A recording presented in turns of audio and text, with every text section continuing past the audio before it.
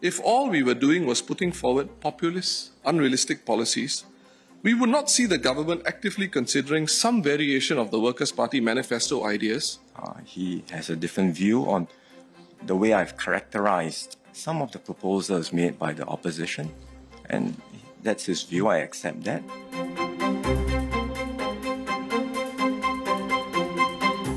I did not expect the Deputy Prime Minister to use his speech on the President's address to attack and accuse the Workers' Party of advancing opportunistic or populist ideas to chip away, bit by bit, the trust in government. If all we were doing was putting forward populist, unrealistic policies, we would not see the government actively considering some variation of the Workers' Party manifesto ideas on anti-discrimination legislation, minimum wage, and redundancy insurance. If chipping away at trust in the government was our real agenda, we would not see the Minister for National Development acknowledging the Workers' Party point, highlighting the inherent inequity of HDB taxpayer subsidies as currently applied between mature and non-mature BTO flats. It is a most unfair charge levelled at the Workers' Party, which in reality chips away at the integrity of our parliamentary democracy as an important platform for the exposition and contestation of ideas. What the DPM says is true in a theoretical sense, that elections are about who forms government. But as the PAP itself likes to tout, Singapore is unique.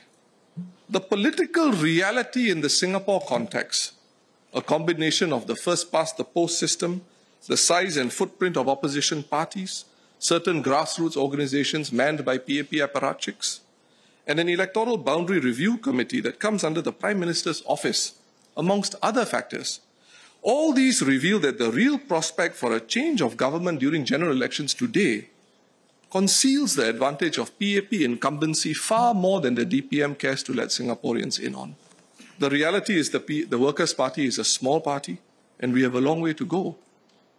Our medium-term objective is to ensure that 1/3 of the seats in this House are not in the PAP's hands. We do not seek a revolution that includes a change of government at this stage of Singapore's political development. Based on my reading, this view is consistent with the general public sentiment. The PAP knows that as long as the Workers' Party is not in government, it will never have the full breadth of considerations and access to detail the PAP is privy to. And so the DPM demands that we come up with a serious alternative agenda and an alternative budget at this stage, knowing that there is a more than likely chance we will inevitably fall short on details owing to obvious information asymmetries.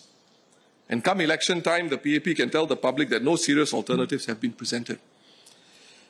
But where we have alternative ideas, we have advanced them. And we will continue to do so in spite of the political realities. What the DPM has to appreciate is that the public expectations of the Workers' Party in Parliament and as elected MPs differ from the PAP's expectations from the Workers' Party, and rightly so. For many Singaporeans, the key operative consideration in making their vote count goes far beyond and transcends just a change of government. Firstly, Singaporeans want an opposition to check the PAP because in their heart of hearts, we all know that own self check own self is not realistic. The inherent nature of power makes this unrealistic. Secondly, it is in our collective self-interest that no one party can amend the Constitution, the highest law of our land, at will. So it is wise to have at least 1/3 of this House in a party or parties other than the PAP. Thirdly, in the same vein as the Prime Minister alluded to in his speech in this debate, Singapore's future is not a given, and it follows that no one can ignore the possibility of a rogue government springing from the bosom of the PAP. I hope the PAP can rise above political partisanship and acknowledge the political contribution of the Workers' Party towards the betterment of Singapore and Singaporeans. I made the point in my speech.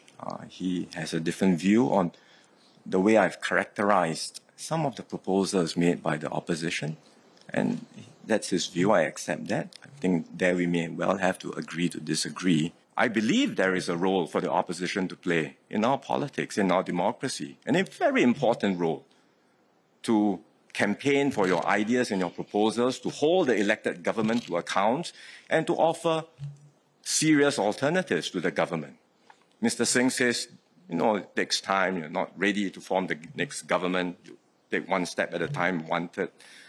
But in politics, things can happen very quickly. And I think he should start thinking about how he and the WP can indeed, perhaps not sitting in this side of the aisle, but on this side of the aisle in future, down the road, what sort of agenda you would offer Singaporeans and what you would do if you were to form the government.